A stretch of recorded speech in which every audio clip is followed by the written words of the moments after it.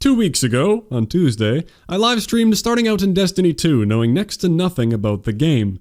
Since then, I've put in a rather unhealthy amount of time catching up on the years of content I wasn't here for, and now that I've hit 750, that felt like a good milestone to talk about my from-scratch journey all the way here. This one's more for any of you Destiny fans, because I see you all in the comments here and there. If you don't know the game, this may not make a whole lot of sense. But here I am, zero to hero.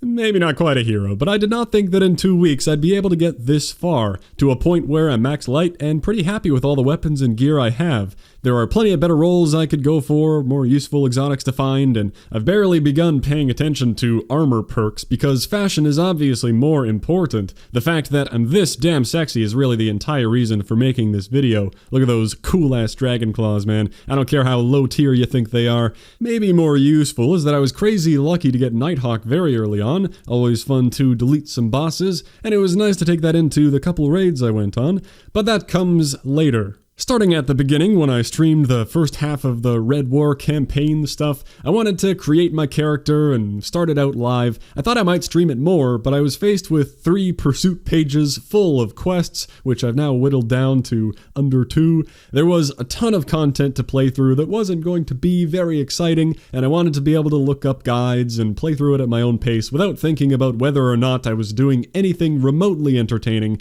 So no stream, I just played through it. I flew through the first couple expansions, played through Forsaken, very cool stuff, did the invitation to boost up to 690 light for opulence, and then the grind began, chasing every flashing marker and everything that told me it gave powerful gear. I kept on top of dailies and weeklies, I cleaned out every planet of every adventure and quest marker just because. I went and did everything for the Black Armory, got all the forges, started rolling hammerheads, upgraded the Gambit Prime moat thing, all while trying to progress towards a handful of exotic quests and pinnacle weapons. Went for Sleeper, cause why not, got Truth, Lord of Wolves being the talk of the town after the crazy buff it got, made sure I got that, got Loaded Question and Breakneck, got Outbreak more recently. Instead of listing everything, I'll just take a look at my current exotics. You can see some of what I did the quest for and the random drops I found. Finally, of course, I've been doing some of the current season content. I've been upgrading my Chalice, done a few Menagerie runs, gotten all garbage rolls so far, but I find Menagerie pretty fun. It has some engaging mechanics, while not being complicated at all, and very casual, because you can't really fail. Then, on Tuesday, the 1 week mark from starting all this, it was time to raid, the apex, the culmination of what Destiny is about, many would say. So thank you, Knackle, for pulling me in, and the Legends of the Isopod Hours clan for spending their evening guiding me through both Last Wish and Crown of Sorrow. Now, I'm a moron and wasn't planning on making any videos at the time, so I didn't save any footage of the raids except for the very end of Crown, because I shadowplayed it late and caught it at the last minute, but I can talk about them. Last Wish, I think, was grander in just about every way. The Dreaming City environments are impressive. Really, the entire game looks great aesthetically, though. And the whole concept of going to hunt down Riven, it's all pretty neat. I am told the soundtracks and raids are some great stuff, and having listened to it separately, I would have to agree, but I had it turned down pretty low in-game to make sure I could hear what people were saying. Some of the mechanics seemed pretty darn complicated. I was comfortable in the being carried role, being told what to do. I could handle that for the most part, but if I had to be the one standing on a plate shooting symbols while callouts are flying back and forth, holy moly, dude, I think I'd rather just go shoot some walker tanks. Not to brag, but I got that mechanic down pat ever since the Destiny 1 beta. No worries there.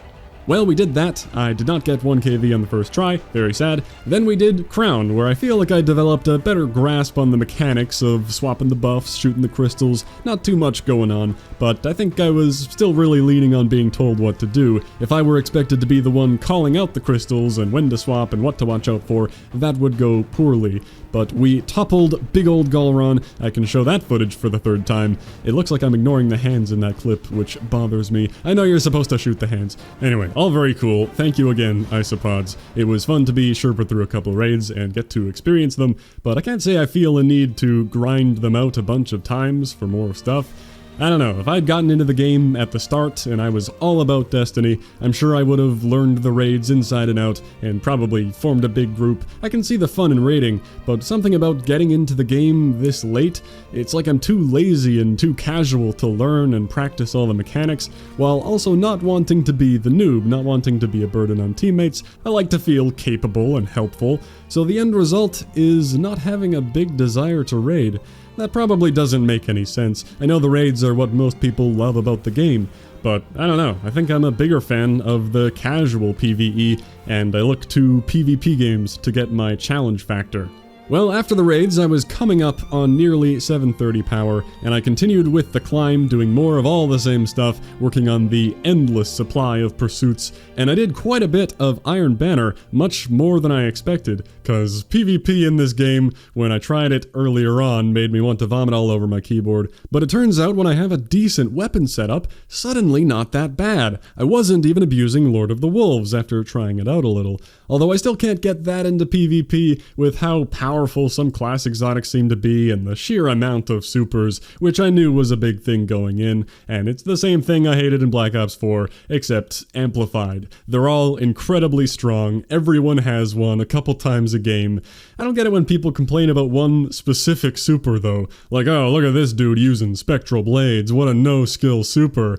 I know there's some history with it being OP, but meanwhile that's coming from someone with their one-eyed mask who goes and pops their sun hammers or striker, cause yeah, that one takes some real aim and strategy. Or maybe they're just about all no-skill supers, and that's the game you're playing. So I can't say I love the PvP, but I don't mind it anymore. I'm willing to hop in as a means to get some cool PvE stuff. I'm never gonna tailor any of my gear to PvP though. I didn't really care about the Iron Banner questline for the Season 7 gear, but I did get through the whole thing because I was mainly going for a good roll on the Swarm of the Raven, and I never got exactly what I wanted, but I did get 3 that had Spike, dismantled the rest, this one being the best of them, at least Countermass doesn't increase blast radius. This second week was more about refining my gear, paying more attention to the perks. I got a decent go figure with Outlaw Full Auto. I like the lazy holding down the trigger. If I had the Outrage roll, I'd replace it. By the way, I don't think anyone calls Outlaw Rampage Outrage. I just made that up to pretend I'm a veteran player with cool abbreviations for things. Killclip Outlaw would be, a claw. You gotta shorten everything if you want to be a pro gamer like me. Moving on, I got the Hammerhead I wanted, Frenzy Rampage with the range masterwork, Ricochet's good enough. This is the only thing I've manually masterworked. I also got an Orwing with Spike Hard Launch and Velocity, which is exactly what I wanted on the Swarm, but never got. This'll have to do as a consolation prize. The other one is Proximity. I've just been using that to go for Wendigo. I'm not rushing it, but whenever I'm doing a strike I may as well, and it's coming along. And I hold on to a bunch of crappy weapons, mainly for gunsmith bounties. I have one of each type on me. I know I could just take them from the vault with the inventory manager thing, but whatever, it's convenient. And I love my claw, smuggler's word. Sidearms are ruthlessly mocked, and I won't stand for it. Society may reject our love, but I don't care, you can laugh all you want. This thing ain't bad when I need sidearm kills. I finally hit 750 when the next Tuesday rolled around, at the 2-week mark, and I ran a heroic menagerie with the lads of the clan once again. That was fun. I think once is enough for me. And there you go. That's what I've been doing. Time well spent. After all, time you enjoy wasting is not wasted time, as Abraham Lincoln always said. If you're curious, here's my time played. Divide that by the days I've had the game, and it paints quite the picture. I've had the game open roughly 12 hours a day, actively playing about 8 hours a day. I don't know how to make a joke about that, I'm just a degenerate piece of shit.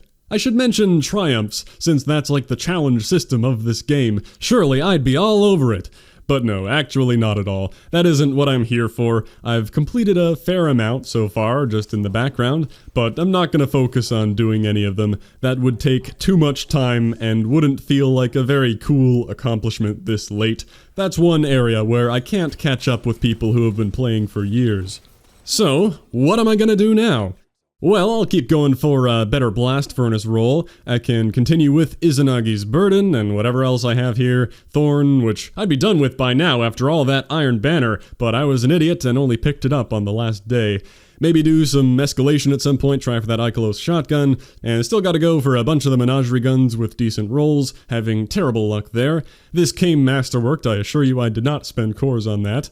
But that will all happen more slowly. The intensity of the grind will taper off now that I don't need the powerful gear so badly, and I don't intend to grind up 3 characters. I'll be remaining fairly casual in that respect. I find it more fun to be investing everything in one character since I'm coming into it so late. Maybe in September I could boost up a couple other characters depending on how that works. I did create a Warlock since I had the Forsaken character boost available, but I've only been using it to double up on the gunsmith bounties. Gotta get me all those cores.